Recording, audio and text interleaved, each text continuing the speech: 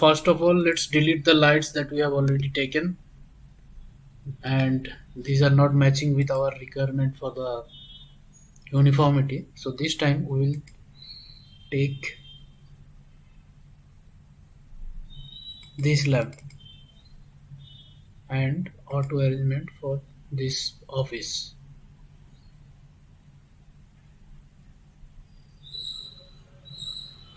And x-axis 3, y-axis 2. Our record lux was 500 and current lux is 552.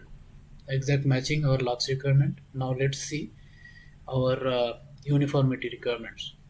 Let's do the calculation.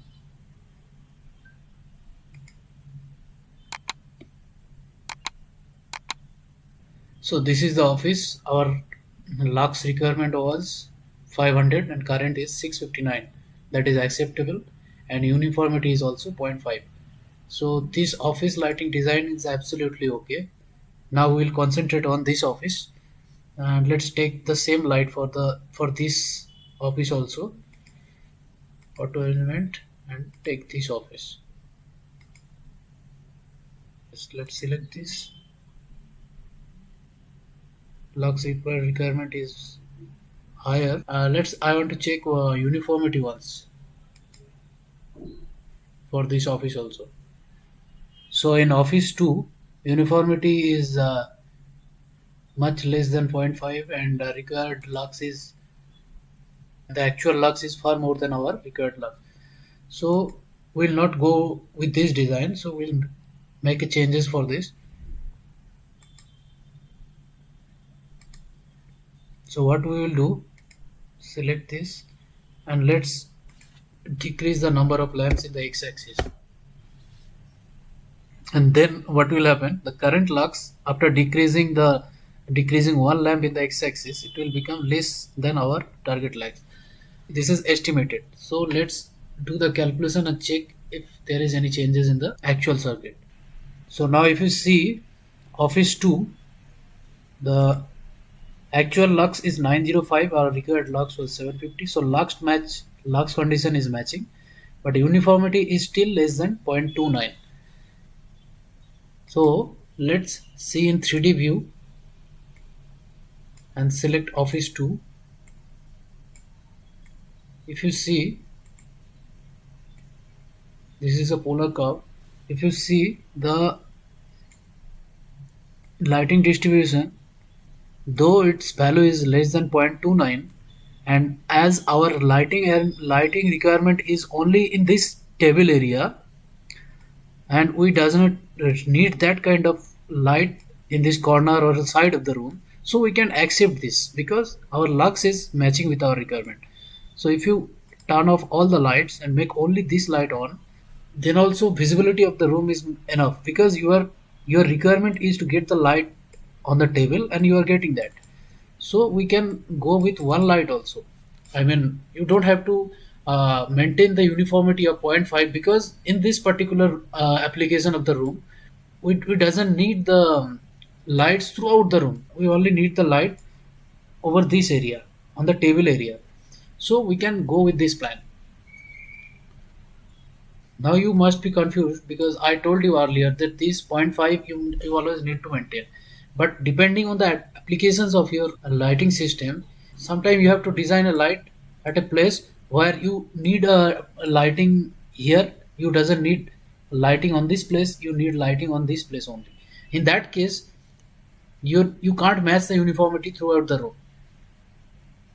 Mostly these applications comes when you are designing for the hospitals or shopping malls. There what happens, you have to plan lighting arrangement such a way that sometimes you need different kind of intensity at a different place in the same room. So then you can't match the uniformity. So you can go with this plan.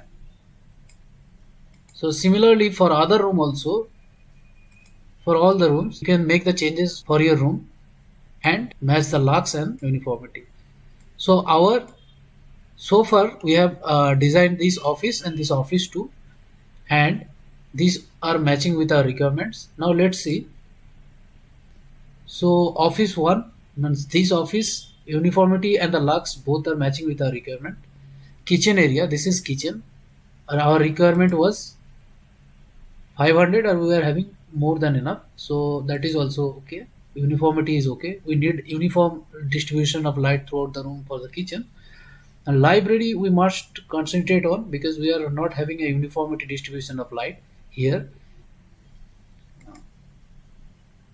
Conference room, we can accept this point 4 uniformity, and the lux requirement was 500 and we are having more than 500, so we can decrease the number of few lights also. You can try decreasing the few numbers of light in the x-axis or the y-axis to match up this with our requirement. And the office 2 is also accepted. So far our design is accepted, and we are not going for all the room like general room, control room. We are not designing all this. Actually this is the process, so you can make your own design and do this calculation. Here we have to concentrate only here, library and the corridor also having a bit less light throughout the space, so we have to increase.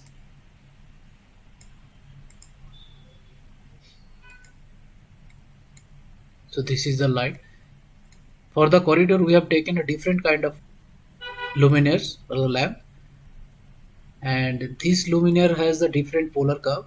You can see here this light is distributing because I wanted light in this area and this area also. For this area will be covered by these two lamps, and this area will be covered by this lamp, and this area will be covered by this lamp. So that's why I took a lamp which has a polar curve like this. Here also same.